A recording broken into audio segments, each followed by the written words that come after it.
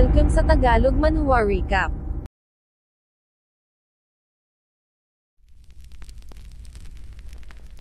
Young Master Shin sambit ni Prefect Zhang ito raw ba ay hindi pa darating, ang matandang ito ay talagang hindi na kayang magtagal pa.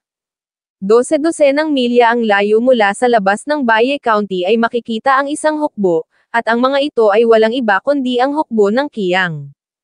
Maririnig ang sigaw ni General Shubo Tai siya raw ay nagmula sa command ng hari ng Kiyang na si Alute, walang sino man ang maaaring hamarang sa daan. Zhang Chong sambit naman ni Shin lang sa kanyang isip pakiusap ito ay mag-hold lang at magpakatatag ano man ang mangyari ang kanyang army ay malapit nang dumating sila ay aatake mula sa loob at labas, lilipulin ng tuluyan ang Su Rebel Army. Sa border naman ng Wu at Yu kung saan naruroon ang kampo ng hari ng Wu ay ganito ang reaksyon ni King Wuchi, nang mapag-alaman ang patungkol sa ginawang pag-ambush ni General Bayan Xiao sa kanyang 30,000 hukbo. Sa kasalukuyan ang hukbo ni Bayan Xiao ay patungo na sa core ng Wu Kingdom at ang bagay na labis na nagpapabahala kay King Wuchi, ay dahil sa si Bayan Xiao ay dating Great General ng Wu kaya alam na alam nun ang heograpiya ng Wu Kingdom. Sa loob ng teritoryo ng Wu kulang-kulang 100,000 hukbo na ang dinispatch upang palibutan ang hukbo ni Bayan Xiao gayunpaman ang hukbong ito ngayon ay nasa bingit na ng pag-collapse, na sa matinding chaos. Kapag ka nagpapahinga ang mga hukbo ng Wu sa pagod ay saka umaatake ng buong puwersa si Bayan Xiao na para bang makamandag na ahas, nag-iiwan ng hindi mabilang na mga casualties. Bukod pa doon ang hukbo ni Bayan Xiao ay walang anumang dalang supply walang pagkain, ito ay direktang sumalakay sa teritoryo ng Wu pinapatay at ninanakawan ang madaanan, na siyang dahilan ng matinding chaos ngayon sa buong rehiyon ng Wu. Sa kasalukuyan ay 3 syudad na ang nagawang ma-plunder ng hukbo ni Bayan Xiao at ang mas malala, hindi madetermina ng kampo ng Wu ang eksaktong lokasyon ni Bayan Xiao. It's insane sambit ni King Wuchi sa kanyang isip umano'y si Ning Yuanxian ay talagang baliw, upang lumikha ng oportunidad para kay Bayan Xiao hindi lang sa iyon ay umutang ng milyon-milyong gold coins para sa military expenses ngunit personal ding nagled ng expedition at naggather ng 110,000 hukbo sa border, at ni umabot pa sa puntong ginamit nun ang kanyang sarili bilang bait nagpadala ng 30,000 hukbo patungo sa timog upang depensahan ang kapital ng Yu Kingdom. Although walang inukupang kahit na isang syudad si Bayan Xiao ang impact ng ginawa nung pagwasak ay napaka-devastating para sa ekonomiya ng kanilang bansa, ang pagwasak ay higit na mas madali kaysa sa pag-ukupa. Sa kabilang dako naman ay maririnig ang alingaw-ngaw ng tawa ni King Ning Yuanxian, nang mabasa ang ulat. Inilahad na ang ginawang surprise attack ni Bayan Xiao sa Wu Kingdom ay nagtamo ng remarkable na resulta, sinunog ang hindi mabilang na mga bayan at syudad, at maging ang mga hindi pa nagagapas na mga lupang sakahan ng Wu Kingdom. Ang 100,000 strong army ng Wu ay hindi nagawang mapigilan ang path na binabagtas ni Bayan Xiao, sa halip ang mga iyon pa ay naambush at nagtamo ng 20 hanggang sa 30,000 casualties. Hahadagdag niya pa umano'y kahit na ang kanyang senior ay matagal nang hindi sumasabak sa digmaan, ngunit kapag iyon naman ay nag-take ng action talagang invincible. Gayunpaman ang Xingtuo na iyon ay ginawaran niya ng kabaitan subalit ganito lang ang igaganti sa kanya.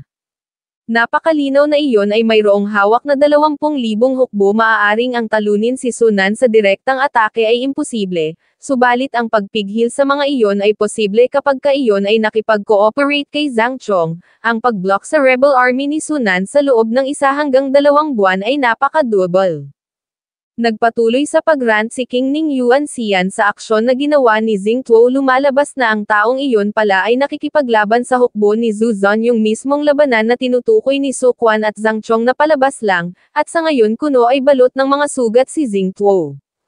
Inilahad ng hari na si Xingtuo ay halatang nakikipagsabuatan kay Sunan iniisip daw ba ng taong iyon na siya ay isang tanga iniisip daw ba ng taong iyon na hindi niya nakikita, malicious intent umano'y ang ginagawa ng taong iyon ay ang hayaang mamatay si Zhang Chong, hayaang bumagsak ang Baye County at Jiangxi Province.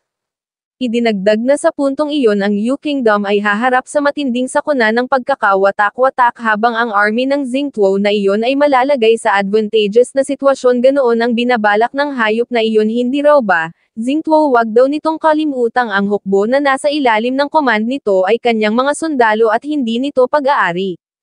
Your Majesty, kalmasabat ni Eunuch Lee, pakiusap ito raw ay kumalma. Nagtanong si King Ning Yuanxian kung paano naman ang side ni Wu Qi at pagkatapos na maipaliwanag ni Eunuch Lee ang kasalukuyang sitwasyon, nagtanong si King Ning Yuanxian kung kamusta naman ang tampalasan na Xinlang na iyon. Sumagot si Eunuch Lee na ayon sa latest intelligence report na natanggap nila, si Xinlang ay nagled ng 200 hukbo patungo sa tribe ni Princess Alanana, gayunpaman ang 40,000 strong army ni King Alute ay inatake ang tribe ni Alanana at nagtamo ng decisive victory sa loob lang ng kalahating araw. Sa kasalukuyan ay hindi na umiiral pa ang tribe ni Princess Alanana. Ganito ang reaksyon ni King Ning Yuanxian hindi sa pagkalipol ng tribo ni Princess Alanana kundi sa pagled ni Xinlang ng 200 hukbo. Hindi raw ba kaya na mayroong binabalak ang baliw na iyon? Hindi raw ba kaya na talagang magagawang ma-annihilate ng baliw na iyon ang Su Clan gamit lamang ang 200 sundalo gaya ng sinabi ni Ning Jia? Hindi iyon daw ay imposible. Maaaring baliw ang Xinlang na iyon ngunit siya ay hindi siya maaaring maglagay ng high hopes sa baliw na iyon. Binigyan niya ng utos si Eunuch Lee na mag-issue ng edict para sa pagled ni Third Prince Ning Qi sa 30,000 hukbo patungo sa garrison ng Lang County, at siguruhing mablock ang rebelding puwersa ni Sunan sa kanluran ng Lang County. Idinagdag sa kanyang isip na ang pagbagsak ng Jiangxi Province ay halos hindi na maiiwasan, kaya ang strategic bottom line sa ngayon ay ang pagset sa Lang County, at ang lahat ng ito ay dahil sa Xingtuo na iyon. Inilahad kay Eunuch Lee na mag-issue ng isa pang decree, at iyon ay ang pagbigay ng posthumous honor kay Zhang Chong bilang Jinzi Guanglu Dafo at kay Zhang Zon bilang Yushi Taizhongcheng. Siya nga pala ang tinutukoy ni King Ning Yuanxian dito na posthumous honor ay isang parangal na iginagawad sa isang tao pagkatapos na mamatay bilang pagkilala sa mga nagawa nitong achievements at contributions. Ibig sabihin sa puntong ito, alam niya na ang patungkol sa ginawang pag-snatch ng Su family sa ilang mga members ng Zhang family mula sa proteksyon ng Darkwater Organization, at siya rin ay wala ng balak pa na magbigay ng tulong kay Prefect Zhang sa Baye County. Inilahad sa kanyang isip na ang Darkwater Organization ay mga walang silbi, ang Zhang family pa naman ay punong-puno ng mga loyal at heroic na mga individual. Siya raw ay nakakaramdam ng labis na hiya para sa Zhang family. Idinagdag na ang nagdulot sa kamatayang ito ni Zhang Chong ay si Xingtuo, siyang dahilan ng pagkamatay ng isa sa mga haligi ng kanilang bansa. What a pity, at wala nang sino man sa mundong ito ang maaari pang makapagligtas kay Zhang Chong ngayon. Mula doon ay lumipat ang eksena sa Baye County City, kung saan inaapoy ng lagnat si Prefect Zhang. Master, saad ng attendant, inumin nito ang gamot at magpahinga. Hayaan na lang muna na si Princess Ning Jia ang mag-handle sa battle situation. Hindi tugon ni Prefect Zhang, kasabay ng pagbangon umano'y bababa ang moral ng mga sundalo kapag hindi siya nakita ng mga iyon. Hindi siya maaaring magpahinga ngayon, makakapagpahinga rin naman siya ng husto kapag siya ay namatay na. Mula doon ay umakyat si Prefect Zhang sa City Wall sa napakabagal na paraan, halatang nahihirapan na kahit na sa pag-akyat pa lang. Nang biglang lumitaw sa likod niya si Princess Ning Jia, Zhang Chong bungad nito bakit hindi raw muna ito magpahinga at ipaubaya na lang muna sa kanya ang battlefield. Mariing tumanggi si Prefect Zhang. Kapansin-pansin ang reaksyon ng mga sundalo nang makita si Prefect Zhang, nagpaabot ng pagbati at nagsibunyi, muling sumigla sa presensya ng kanilang Commander-in-Chief. All troops, sigaw naman ni Prefect Zhang. Ang mga ito raw ay bumalik na sa kani-kanilang posisyon, at magsihanda sa laban. Sa labas ng city gate ay mapapansin ang platform sa itaas ay makikita ang nakagapos at nakaluhod na si Zhang Zon at Zhang Yun, tinututukan ng espada. Lord Prefect, report naman ng isang sundalo, umano'y ang mga kalaban ay hindi umatake, sa halip ang mga ito ay nagtayo ng platform. Pagtataka naman ni Prefect Zhang, at nang makita ng malinaw kung sino ang nasa itaas ng platform ay nakaramdam ng matinding pagkabahala, nakaramdam ng panghihina at bumagsak na siya namang ikina-alarma ng mga sundalo.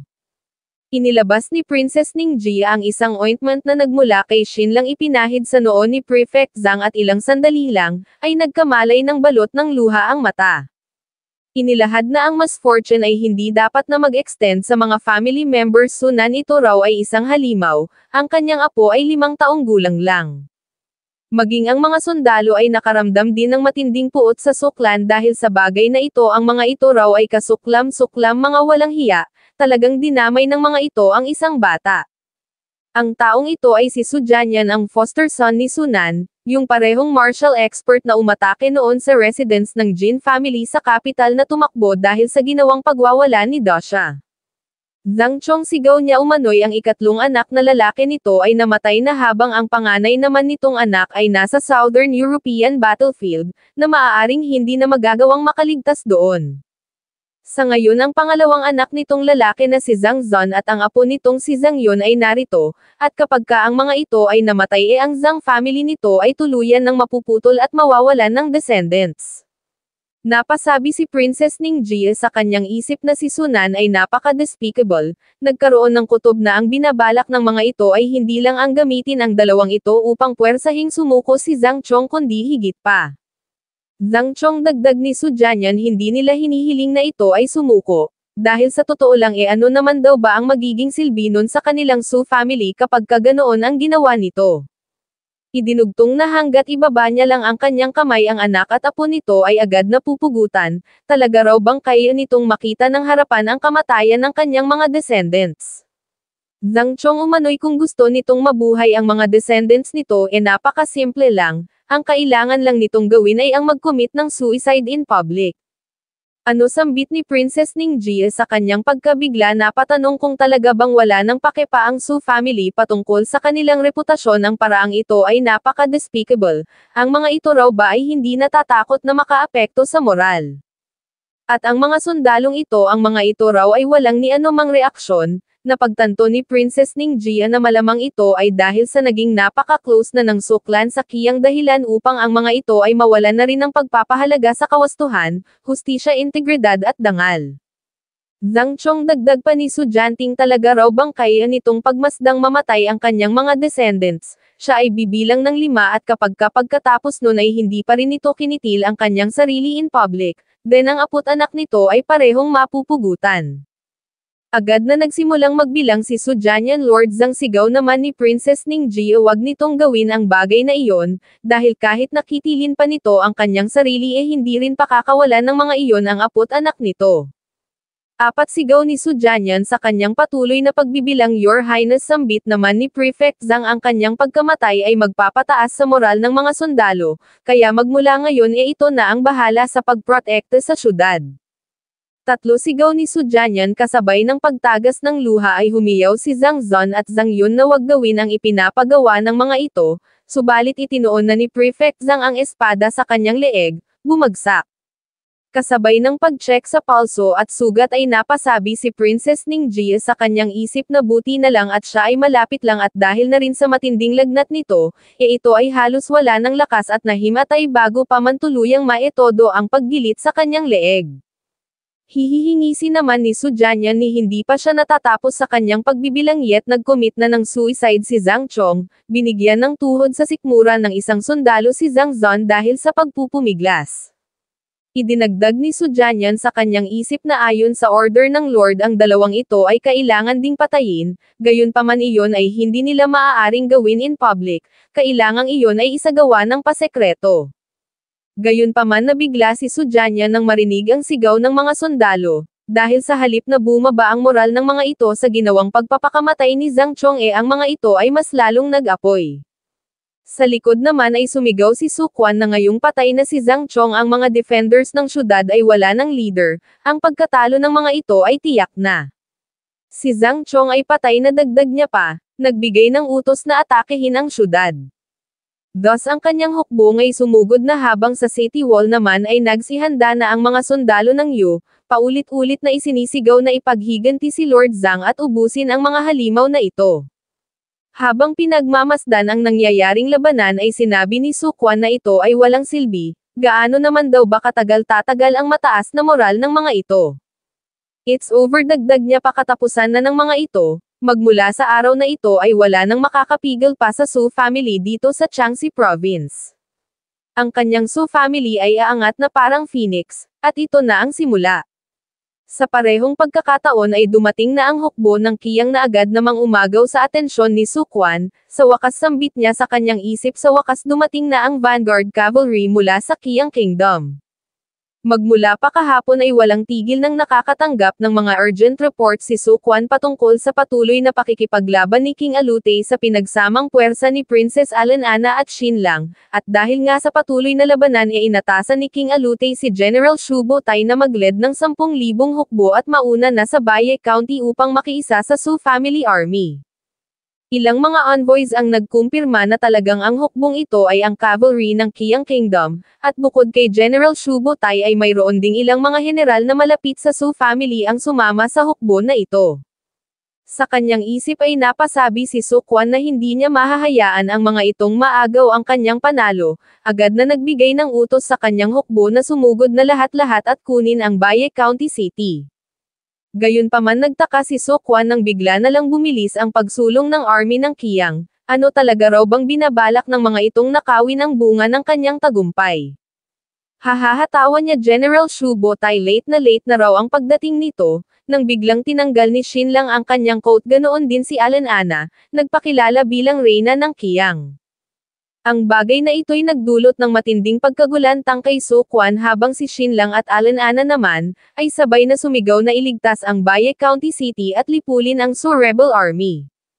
Thus ang hukbo ng Qiang ay agad na nag-rush umatake mula sa likod, habang si Su Quan naman ay tila mababaliw na sa kaiisip kung ano ang nangyayari.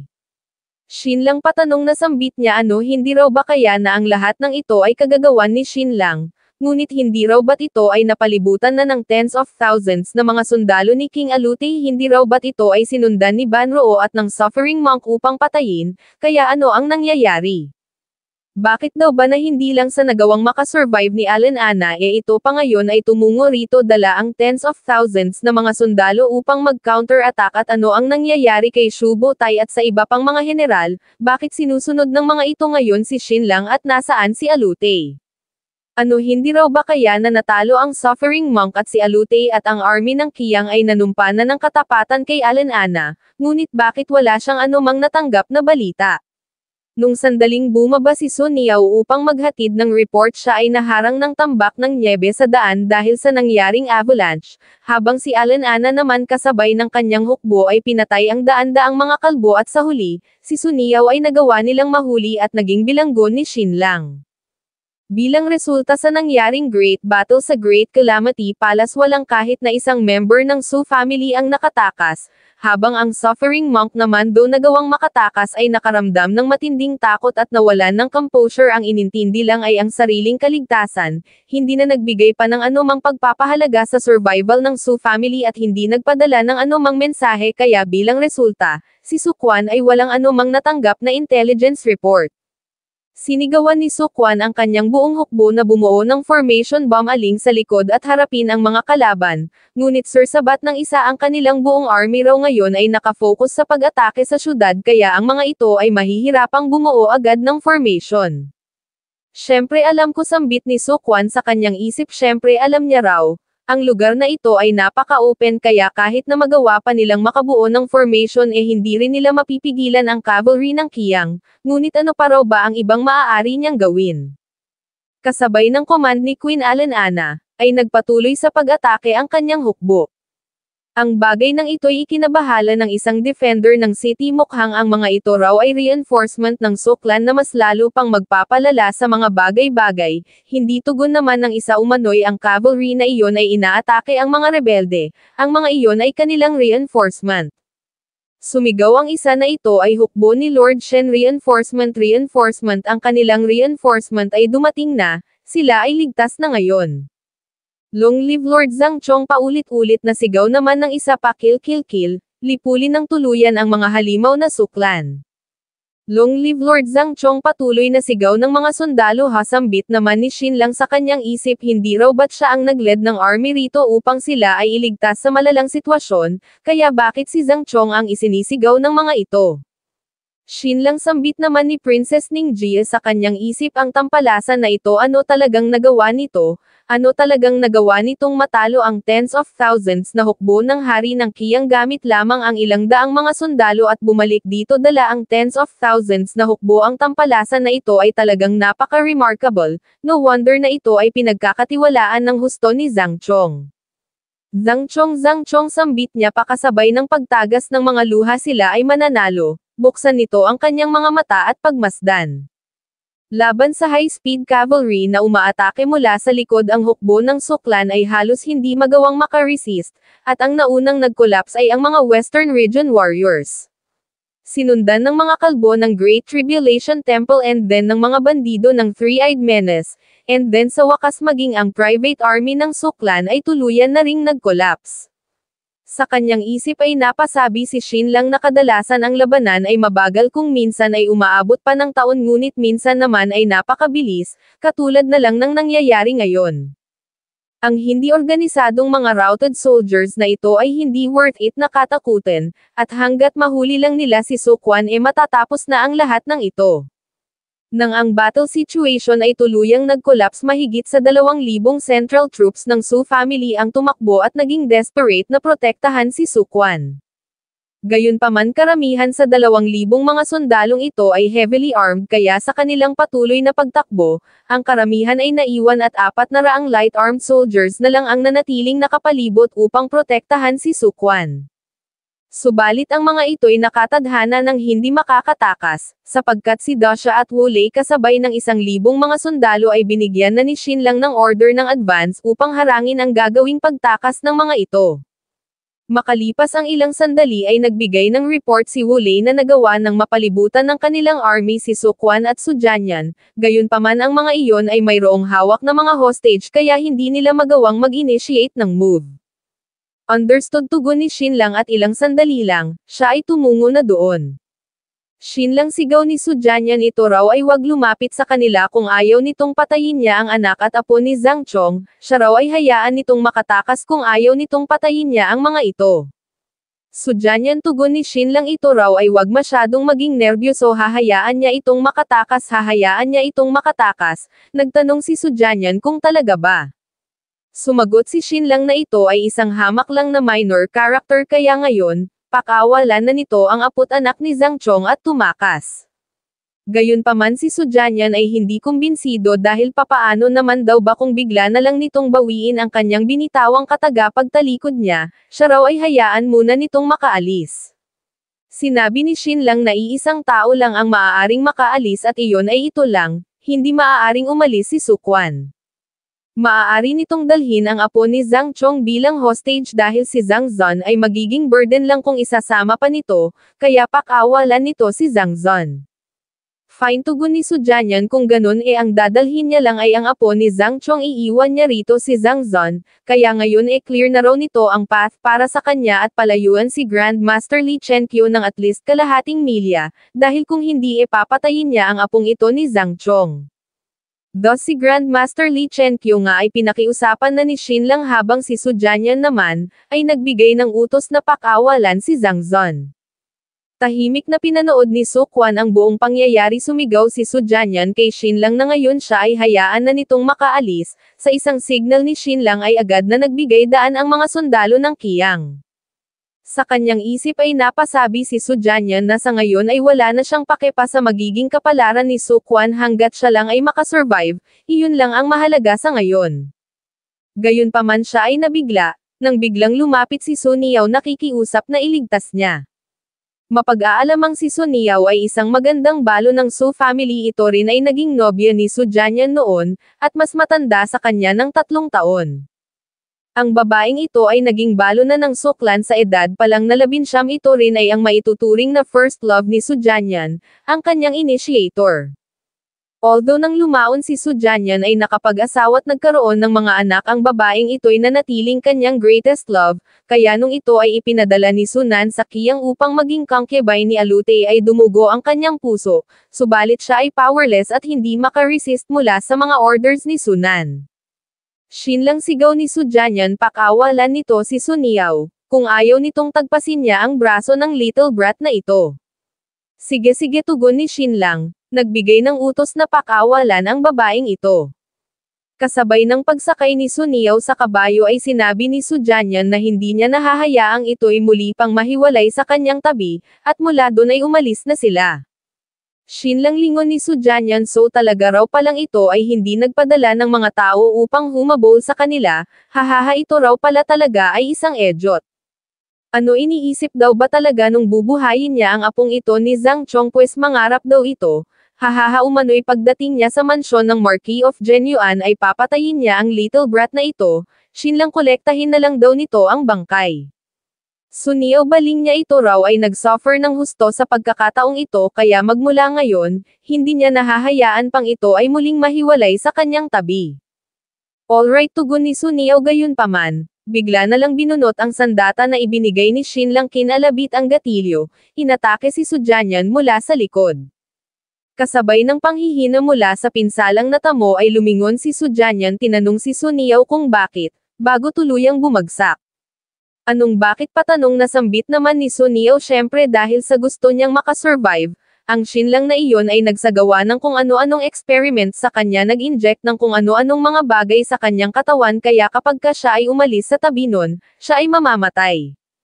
Xinlang sambit naman ni Su Quan sa kabilang dako, nagtanong kung papaano nito na pull off ang bagay na ito, nasaan si Alutei, nasaan si Su Jianting. Hatugon ni Xinlang, nagtanong kung iyon ba ay mahalaga pa sa ngayon, indeed saad ni Su Quan, talaga rong iyon ay hindi na mahalaga ngayon. Xinlang dagdag niya, maaaring ito raw ay nanalo sa battle for Baye County City subalit hinding-hindi nito matatalo ang kanyang Su family, ang fortress ng Su family ay hindi magagapi. Kahit na 50,000 hukbo nga ay hindi makakapasok doon, papaano pa kaya ang hukbo nitong nasa 10,000 lang? Ang fortress ng Su family ay sagana sa fresh water at pagkain kaya nilang mag-hold doon kahit na umabot pa ng taon, sila ay hindi nito mababasag, hindi nito madudurog ang kanilang Su family. Hatugon ni Xinlang, nagtanong kung ang bagay ba na iyon ay mayroon pang anumang halaga para rito, tumawa si Su Quan. Bakit naman hindi, tugon niya, umano'y hanggat ang kanyang Su family lang ay makasurvive, balang araw sila ay muling aangat at lilipulin ang Jin family nito. Well, tugon ni Xinlang, kung ganun, kung gusto nitong tapusin ang kanyang sariling buhay, gawin na nito ng mabilis, dahil kung hindi siya ay magbibigay ng command sa kanyang hukbo upang ito ay bigyan ng masakit na kamatayan. Sa kanyang isip ay napasabi si Su Quan na napakalinaw na isang hakbang na lang at magagawa na nilang makapture ang Baye County City, isang hakbang na lang at mawawipe out na ng kanyang army ang buong southern part ng Jiangxi Province. Sa kasamaang palad, ang lahat ng kanilang efforts ay nag-fall short at sinira ng little beast na ito. Kasabay ng pagpapakawala ng nakakabinging hiyaw ay bumunot ng espada, Lord Su, sigaw niya, pa siya raw ay ipaghiganti nito, at kasabay ng pagtutok ng espada sa leeg ay sinabihan si Xinlang na hihintayin niya ito sa impyerno, at sa sandalingang iyon, nag-commit ng suicide si Su Quan.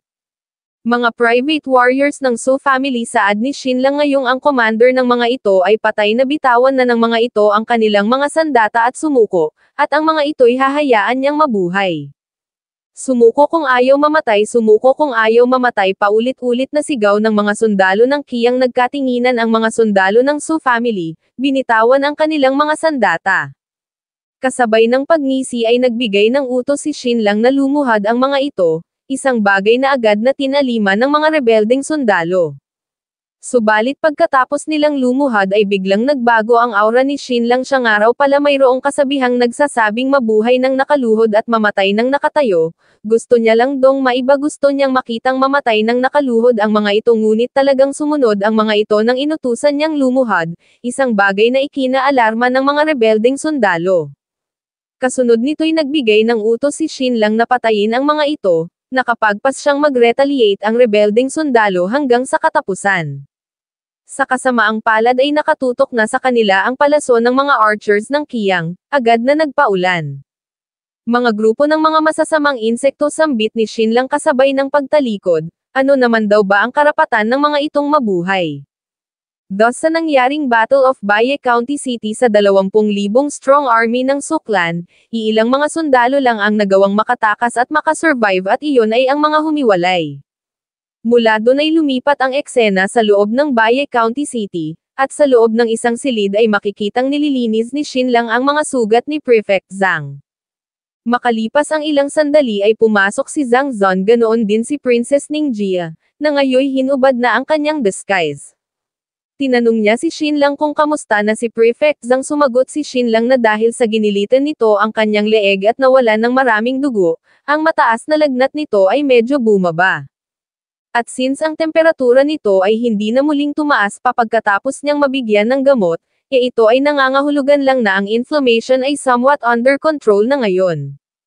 Tinanong niya si Princess Ningjia kung sino ang tumahi sa mga sugat ni Prefect Zhang. Sumagot si Princess Ningjia na siya nagtanong kung bakit, inilahad ni Xinlang na napakahusay ng pagkakatahi.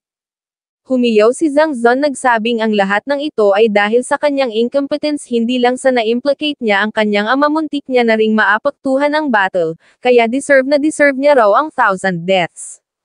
Siya ay pinakalma ni Xinlang, nagsabing si Prefect Zhang ay fearless sa harap ng buhay at kamatayan, kaya wag itong mag-alala at wag nang sisihin pa ang sarili. Besides, nasa tabi na ngayon ni Prefect Zhang ang kanyang apo, kaya natitiyak niyang ito ay makaka-recover sa lalong madaling panahon. Mula doon ay lumipat ang eksena sa labas, kung saan makikita ang mga nawasak na mga kabahayan. Sa kanyang isip ay napasabi si Xinlang na sa loob lang ng 20 araw 1/3 na sa mga kabahayan ng city ang nawasak, at mapag-aalamang ang mga ito ay dulot ng mga catapult. Inilahad kay Princess Ningjia na si Lord Zhang ay remarkable, sa loob lang ng kalahating buwan ay nagawa nung ma-unite ang mga tao at military, kung kaya magmula ngayon, ang puso ng buong Baye County ay magiging pag-aari at mananatili sa Yu Kingdom. Sinabi ni Princess Ningjia na ang pag-build ay palaging higit na mas admirable kaysa sa pagwasak, at though ang great battle sa Baye County City ay natapos na, ang suklan ay mayroon pa ring natitirang 8,000 hukbo sa Zuliang City. Sabay tanong kay Xinlang kung hindi ba nito sasamantalahin ang sitwasyon upang i-lead ang hukbo ng Qiang patungo sa Hilaga at i-eliminate ang hukbo ni Suzon. Subalit nagtanong lang si Xinlang kung ano ang dapat na ipagmadali, isa pa ang kanyang buong hukbo ay mga cavalry, kaya papaano naman daw ba mangyayaring ang mga iyon ay maaaring gamitin sa siege warfare. Idinagdag na si Earl Xingtuo ay nagpapasarap lang sa nagdaang 1 buwan, kaya hindi raw ba't oras na para dun upang magtrabaho. Kasabay ng pagtalikod ni Xinlang ay sinabi ni Princess Ningjia na deserve ng taong itong mamatay, habang sinabi naman ni Xinlang sa kanyang isip na ang pressure ngayon ay na kay Xingtuo na. Nagtanong si Princess Ningjia kung papaano nito na-manage ang mga affairs sa Qiang Kingdom, subalit bumaling lang si Xinlang upang ngumisi at nagpatuloy sa paghakbang. Inilahad sa kanyang isip na bakit niya naman daw ba iyon sasabihin sa isang strange na babaeng napakaganda nga ngunit hindi niya naman makakasiping, kaya ano pa ang point kung humanga ito sa ginawa niya. Samantala, sa main camp naman sa labas ng Zuliang City kung saan naruroon ang injured kuno na si Zhang Tuo, ay ganito ang reaksyon ng matanggap ang balita. Hindi makapaniwalang talagang nagawang mabaligtad ng pretty boy na si Xinlang ang buong sitwasyon sa Baye County. Ano sambit ni Zhang Tuo sa kanyang isip, ang army na nilid ni Su Quan ay naubos, ano na ang gagawin nila ngayon? Xinlang, you little thief, siya raw ay isinadlik nito sa kapahamakan.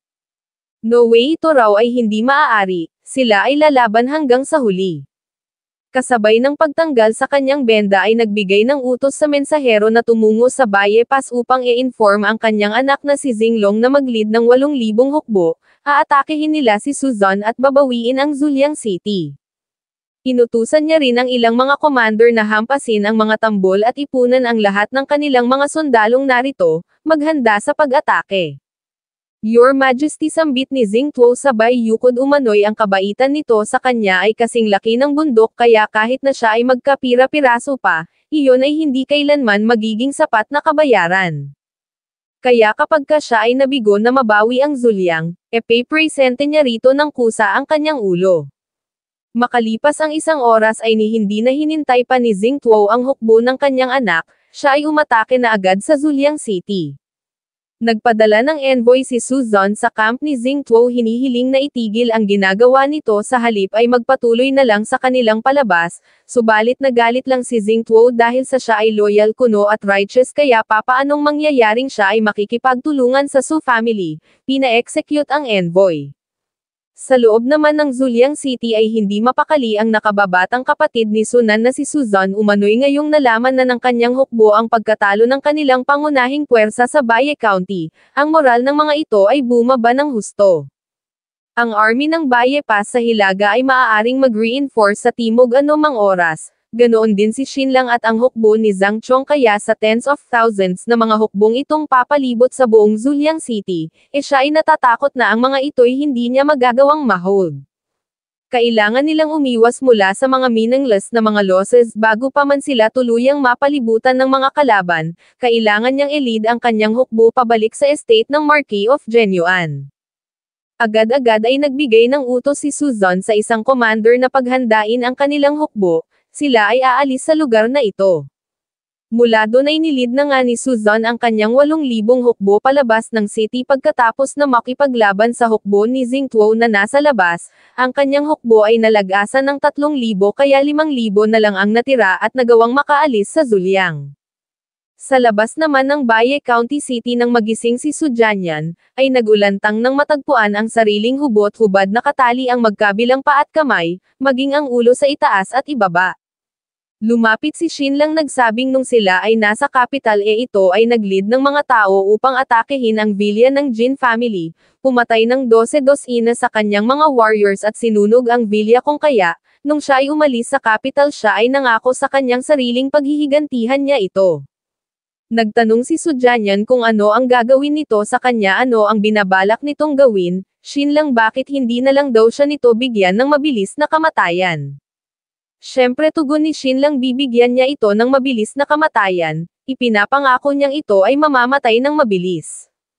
Nang may gala ni Sujanyan ang kanyang paningin ay mas lalong nagulantang nang makitang ang mga parte ng kanyang katawang nakatali ay nakakabit sa mga kabayo, na pagtantong siya pala ay binabalak na patayin ni Xinlang sa pamamagitan ng dismemberment o paghiwa-hiwalay ng katawan sa pamamagitan ng paghila. Xinlang sigaw niya pakiusap hayaan nitong maging buo ang kanyang bangkay pakiusap Xinlang siya raw ay nagmamakaawa, ngunit sinabi lang ni Xinlang na kahapon nung tinarget nito ang batang si Zhang Yun na 5 taong gulang lang nakasil na ang kapalaran nito, ito ay mas masahol pa sa hayop. Idinagdag na nung ancient times ang uso ay dismemberment gamit ang 5 mga kabayo gayunpaman sa araw na ito ay haharap sa dismemberment gamit ang 6 na mga kabayo. Sujanyan wag daw itong mag-alala, since ito ay mauuna lang naman ng kaunti dahil soon, ang buong Su family ay susunod na rin upang samahan ito sa impyerno. Kasabay ng pagtalikod ay nagbigay ng utos si Xinlang na simulan na ang dismemberment, thus si Sujanyan nga ay namatay sa ganoong paraan. Sa loob naman ng imulat ni Prefect Zhang ang kanyang mga mata ay nabigla nang makita ang kanyang apo, so sila raw pala ay nanalo talagang nagawa ni Xinlang.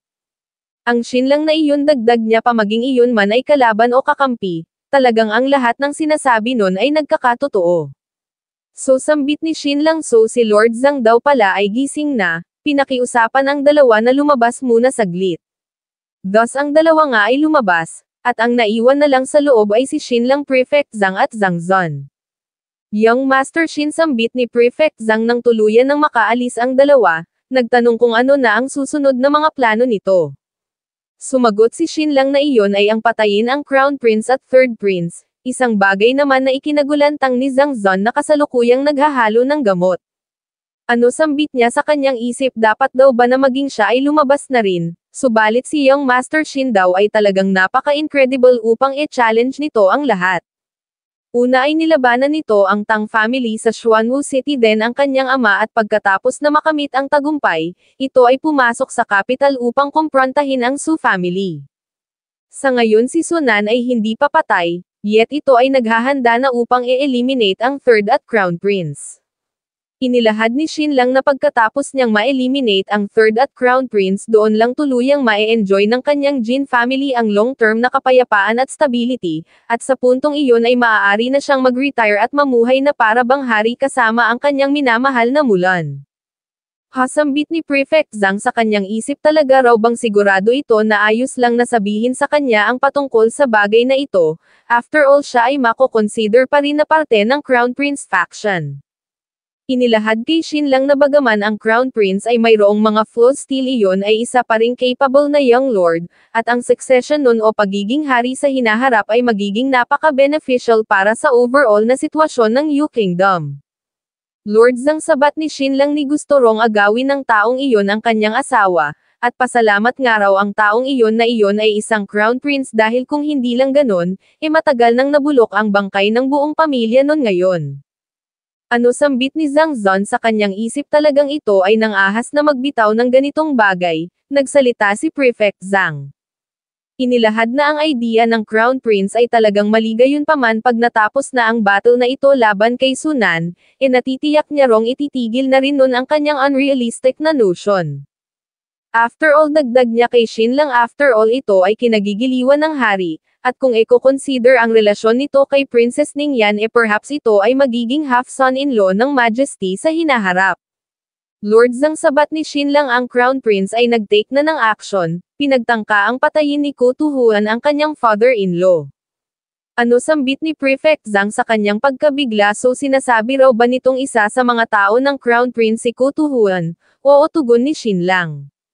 High exhale ni Prefect Zhang mukhang ang conflict na ito ay hindi na maaayos pa ngayon, ito ay magiging isa ng fight to death, idinagdag sa kanyang isip na siya ay bahagi ng Crown Prince faction which is parte ng Zhou family faction kaya ang markang ito ay hindi na mababago pagayunpaman, ayaw na ayaw niyang makalaban si Xinlang.